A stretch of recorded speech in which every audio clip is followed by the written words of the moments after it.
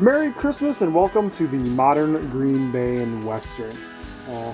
I know this is coming out after Christmas and after the New Year, but I just wanted to wish everybody a Merry Christmas and I hope you had a Happy New Year.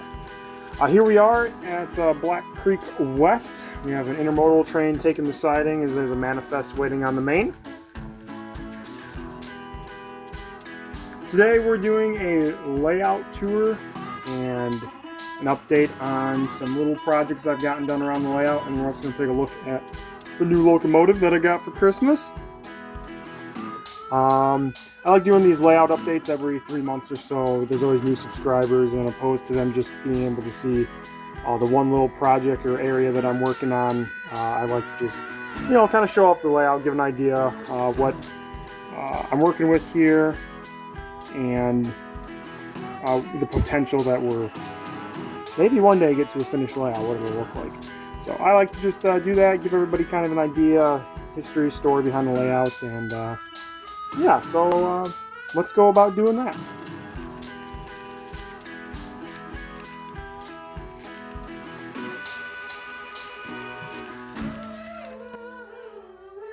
So this really isn't a view that you guys get to see on the channel too much. This is the overall layout. It is 13 feet by 7 feet 9 inches. It probably would be 8 feet if it wasn't for that metal pole right there. But it's down in my basement. It's a folded figure 8, so I have continuous running. And as the name implies, it is a what-if scenario if the Green Bay and Western had survived to the modern day. So it's currently 2025 on the layout. And the Green Bay and Western has done well for itself and is a very profitable bridge route. I had a crash. Okay, now that I fixed that problem. The Green Bay and Western is now a modern bridge route, kind of like maybe the Montana Rail Link or something to that effect. Handles a lot of freight from the Burlington and Santa Fe on the west end of Wisconsin, and freight on the east end from the Canadian National. We're just going to go kind of area by area like we did last time, and I'll show you whatever I have planned or improvements. So we're going to start here at the west end of staging. Staging yard's not complete. It's only really 2 tracks. It's supposed to be double-ended. Only one is double-ended right now, but we'll get around to laying all that track eventually. This represents Wisconsin Rapids Yard, Blair Yard, Clover Yard, the Canadian National, Stevens Point Yard, where else would it be? West Winona and the interchange with Burlington and Santa Fe. So all of those points west are represented by the west end of the staging yard. We'll come out of staging here and kind of into a swampy area. I was looking at some maps, and it looks like there might be a low trestle over part of the swamp. So I have trestle written there just to kind of give me an idea. It really depends on what happens with Black Creek and where exactly that goes. So that'll probably be one of the later projects I work on. Track continues east, and we come to the east end of New London siding. The big thing that I've been working on over here is this curved turnout. As you can see with the cardboard and the foam roadbed, I had to rip it out because I was having a lot of issues with locomotives stalling on this turnout. So it is an unpowered frog, which really isn't an issue because all my locomotives have a large enough wheelbase. But what I was finding out is it's kind of hard to see here, but the foam is not exactly the same level here for whatever reason. It's on a curve and it's going downhill. So as you can imagine, it's not working. It wasn't working great. It had a lot of factors. What I found out is the track here wasn't quite level, and as the locomotive would get to the frog, the wheels that should be picking up power and would make it smoothly run through, the locomotive was leaning and just coming off the rails enough that it wasn't getting power and essentially stopped working. So I think I have it in place where it needs to be. If not, I may end up replacing this turnout with like a Pico powered frog or something to that effect. It's odd. I want to say it's probably just because of the colder weather we're having and the basement just being naturally cooler. Because I don't ever remember having an issue with this over the summer, and this track's been laid for a good year now, I want to say. So, and not all the locomotives are having the issue. So it's some combination between just the make of the locomotive and this switch. But so yeah, back onto the tour. So here we have the main in New London. This is siding, and then the switch goes to the interchange of the Fox Valley and Lake Superior, or the interchange yard. And that's what these freight cars are in. This represents the interchange yard. It's 2 tracks, it's not super big, but you can fit 6 to 7 cars depending on their size in here. And it will allow for a live interchange eventually when I get a locomotive for the Fox Valley and Lake Superior, for them to run up here, switch cars, and interchange. So it'll give me a 3rd local I can run. Meets back up with the siding, and then the siding meets back up with the main. Here is going to be, I think it's Business 45, but it's like Shawano Ave in New London. So it'll be a crossing there, and then we come here, much bigger than the prototype bridge over the Embarrass Creek. And then we come to our switch for Granite Valley Forest products, and we're lucky enough to see 210 coming through, the only scenic portion of the layout. And this is the US 45 overpass. I've done a lot of videos on that, so I'll put a link up to the playlist, so that way you can see that.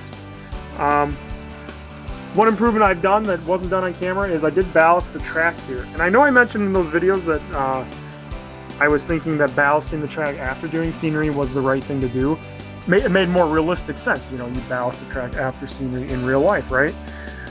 One thing I found is that it was kind of a pain to actually make it look nice. So, I don't know, I may decide to go ballasting first for the rest of the layout and then do the scenery. This is kind of an awkward area just because it's in the corner and we got the backdrops here, so I don't know. If you guys have an opinion and some insight, I would gladly take it. Do you ballast before you put your scenery down or after? I think there's a lot of pros in the sense of making it easy by ballasting before.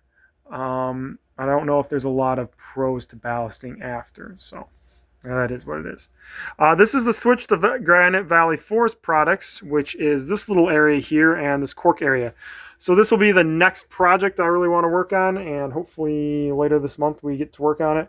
I want to do the buildings, I want to do the pavement. I believe we're doing pavement. I haven't 100% if it's pavement or gravel, but I think we're going to be doing pavement.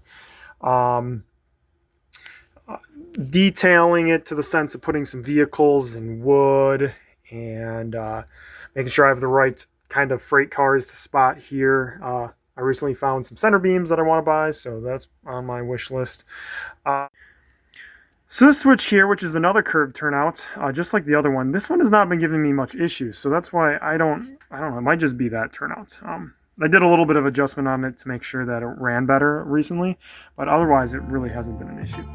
So this little area down here, this is the Fox Valley and Lake Superior sneak off, and that's the Fox Valley and Lake Superior main line. I'll show you.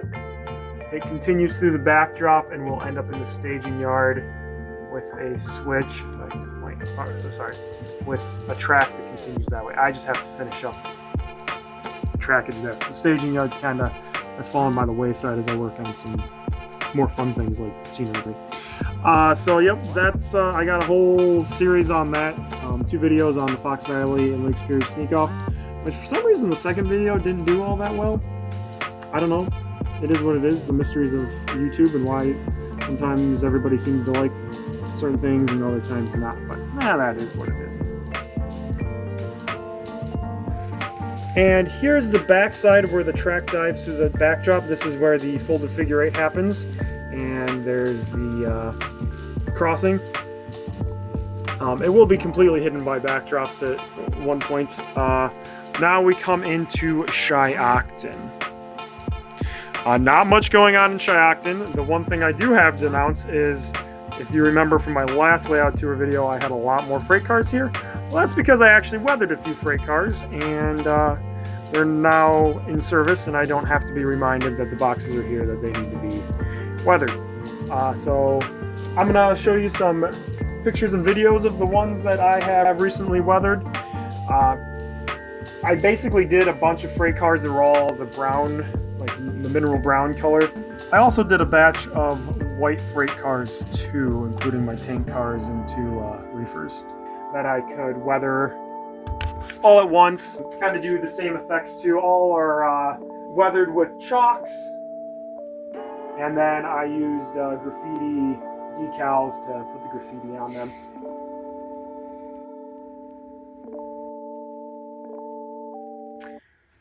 In the sense of layout tour, so Shiocton, there's no switches or anything in it. It's just going to be Highway 76 crossing and some buildings. Just kind of a little bit of a scenic break. The backdrop is going to go here, so you can't see staging. You won't be able to see that part of the sneak off track. That's just to help create the illusion on the other side that the track goes somewhere. So then we continue east. We end here at the Black Creek West switch for Black Creek siding, the second of 2 sidings. All my sidings are designed to hold 14 car trains. However, they actually hold more. I could probably run like 15 car trains with 3 locomotives if I really wanted to. Kind of over-engineered that, but yeah, nothing wrong with that. There's going to be a backdrop here at the backside of Black Creek. I don't know exactly how I'm doing it because I don't want it too high, because I kind of stupidly put my staging yard behind it.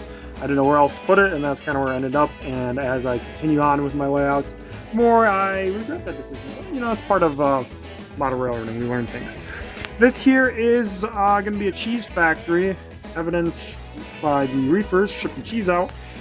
This is supposed to be a chemical unloading track.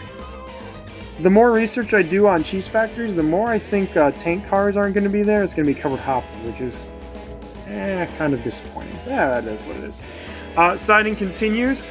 There's my recent project, Green Bay and Western 513. Just did a video on that. Again, linked in the corner. How I went about doing that. We connect, and here we come to the Fox Valley Lake Superior again. This is the Shawano sub. So not the same trackage as seen in New London. They do meet up in Appleton, but they're, you know, the New London sub for the Fox Valley Lake Superior heads essentially northwest out of Appleton, and this one goes straight north out of Appleton. Just a crossing, no interchange or anything like that. Here we continue east. This is where New London siding is. On this side, this is the main line. Here we come into Seymour. The track here switches off and goes to the Allied Co-op on the west end of town.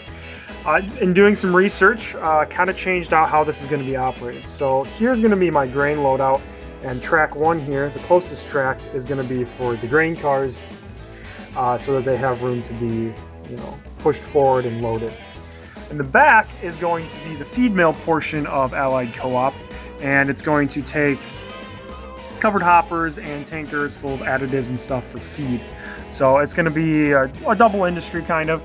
That'll give me somewhere, if I do decide not to do tank cars at the cheese factory, I'll have somewhere to spot tank cars on the layout.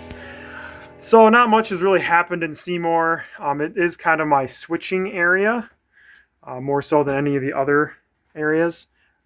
I have a flour mill here in the middle of town, and then on the west end we have a pallet company performance core that takes boxcars. Still got to figure out what to do with this hole, since after the backdrop was installed it kind of curved and didn't exactly go the way I planned on it, but it's good. And then here we enter and dive into the backdrop, cross over the main line like we saw earlier, and head into the east end staging. This represents everything on the east end of the railroad, so Green Bay, the Kewanee sub, Canadian Nationals, Duck Creek Yard, and in Green Bay there's 2 yards, I believe. Well, actually there's 3. There's one that parallels Duck Creek Yard. There's Norwood Yard, and then there's also the Mason Street Yard, which is the intermodal terminal for the Green Bay and Western. in Green Bay. Also, my version of reality, the Canadian National, also services it. So next I'm going to show you my newest locomotive that I'm pretty excited about.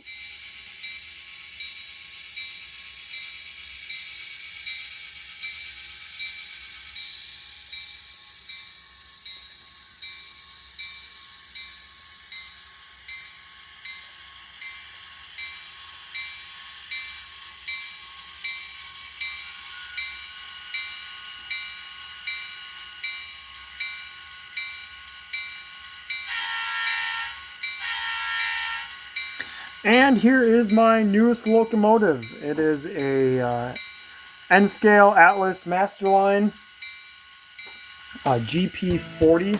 It's currently in Canadian Pacific colors, but we'll eventually change that, get it into Green Bay and Western colors.